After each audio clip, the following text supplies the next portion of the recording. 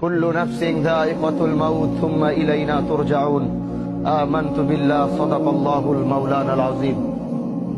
মানুষ তো এরকম রূপ ধারণ করেছে, জানাজার নামাজ যদি মনে করেন 10টায় দেওয়া হয়, আর সেখান থেকে যদি 5 মিনিট অতিক্রম হয় পিছন থেকে বারবার আওয়াজ আসে, আরে ভাই জানাজাটা কেন দেরি করতেছে, তাড়াতাড়ি পড়ান না।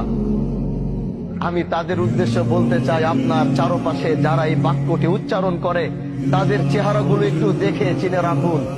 আল্লাহর কসম, যেদিন আপনি এখানে, আজকে হোক আর কালকে হোক, 6 মাস পর হোক আর 6 বছর পর হোক, এই একই জায়গায় আপনি এইভাবেই শুয়ে থাকবেন, না আপনার কথা বলার শক্তি থাকবে, না আপনার দাঁড়ানোর শক্তি থাকবে, না আপনার বলার শক্তি থাকবে।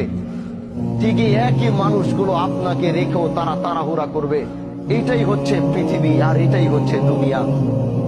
এই সবচেয়ে বড় বাস্তবতা থেকে আমরা যতই পালাবো, আল্লাহ তো ঘোষণা করে দিছে, সুম্মা ইলাইনা তুরজাউন। কোথায় যাবা?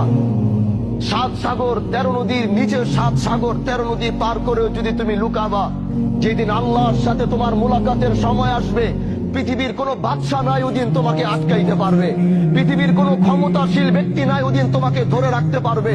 আল্লাহ যেদিন তোমার মৃত্যুর ঘন্টা বাজাবে, গোটা পৃথিবীও মিলে যদি আল্লাহর বিরোধিতায় লাগে যে না আল্লাহ তুমি চাইছো, আমরা তাকে যাইতে দিব না, গোটা পৃথিবী একাকার হয়ে যাবে, কিন্তু তাও তোমরা সেদিন তাকে বাঁচাতে পারবা না।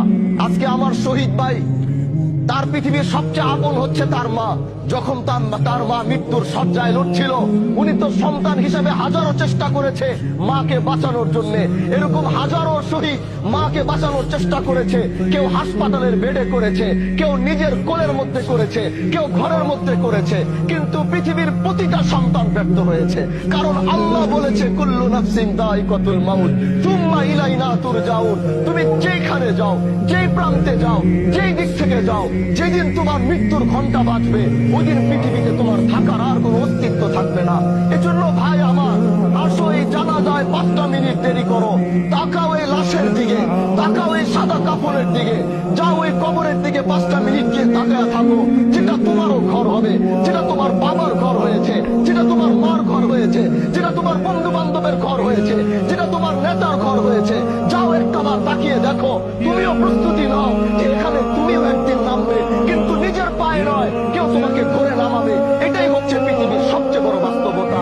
এজন্য ভাই, মৃত্যুর প্রস্তুতি নাও। দুনিয়ার এই রঙিন স্বপ্নকে বন্ধ করো।